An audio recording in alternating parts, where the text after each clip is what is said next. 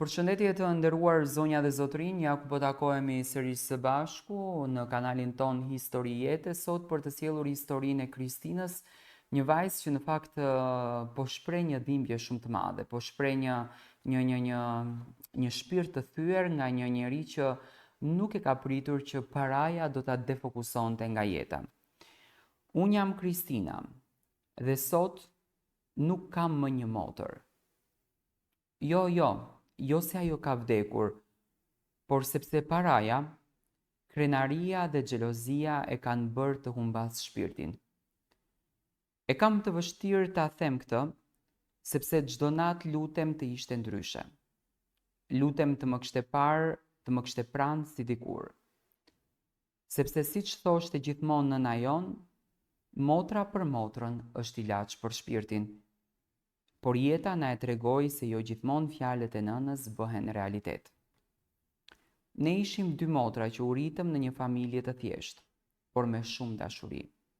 Baba ynë, një burr i ndershëm e i lodhur, punonte dy punë, sakrifikonte gjithçka për ne. Ai na mbulonte me përkujdesje, na blinte libra dhe nuk kishte bukë edhe kur nuk kishte bukë në shtëpi. Vetëm që të kishim një të ardhme të mirë. Nëna jon ishte zemra e shtëpisë. Ajo na mësonte të falim, të duam, të mos harojmë rrënjët tona.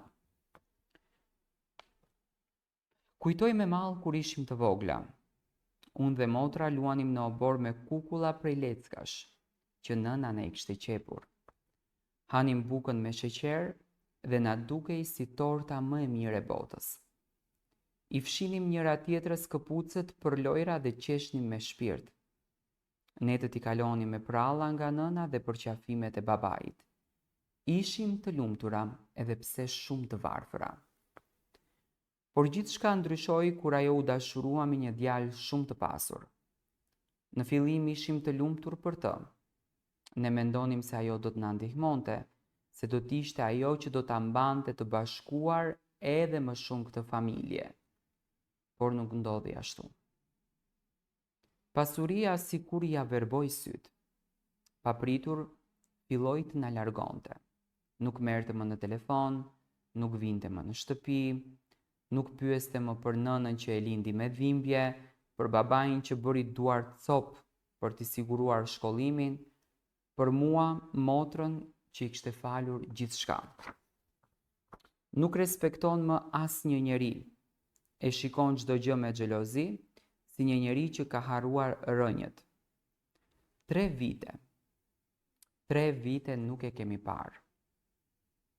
Nuk ka ardhur as për ditëlindjen e babait, as për përvjetorin e martesës së prindërve, as për nënën që u shtrua në spital, asnjëherë. Dhe më dhëmb, jo sepse e dua më pak, por sepse e dua shumë.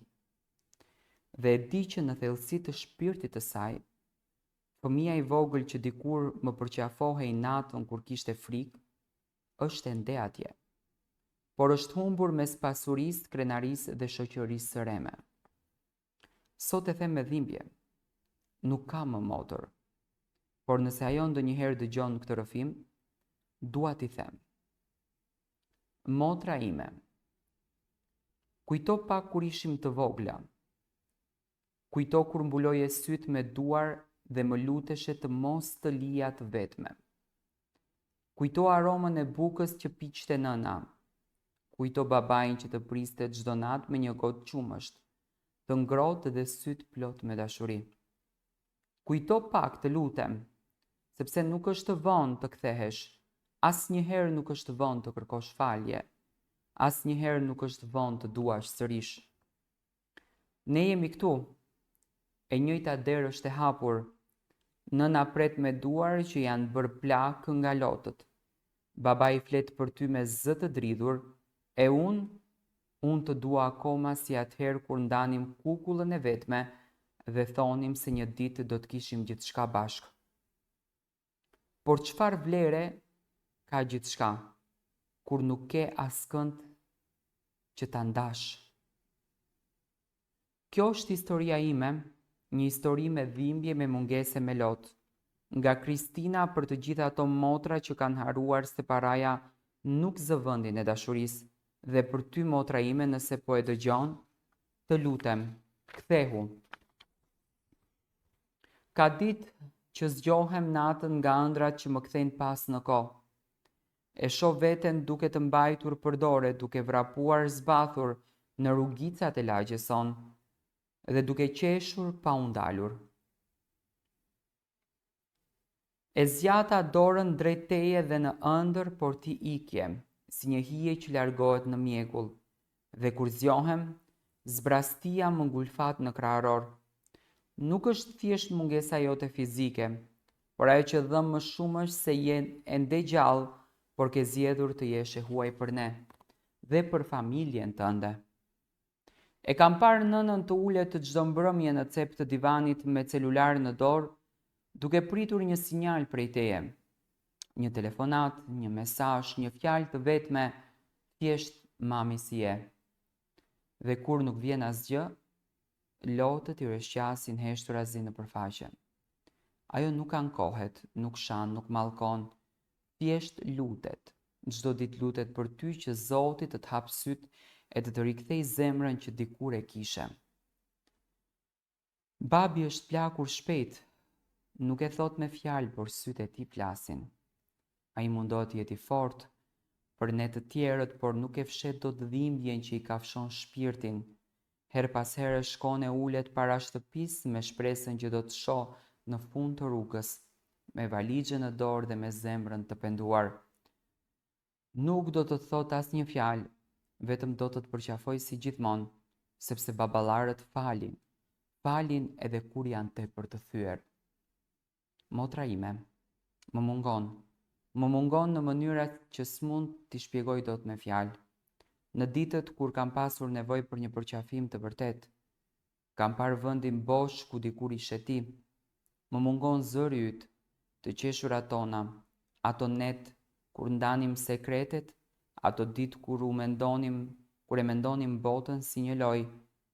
Nuk e di si mund të ndryshosh kaq shumë, por dua ta besoj se e thellë në zemrën tënde je ende ajo.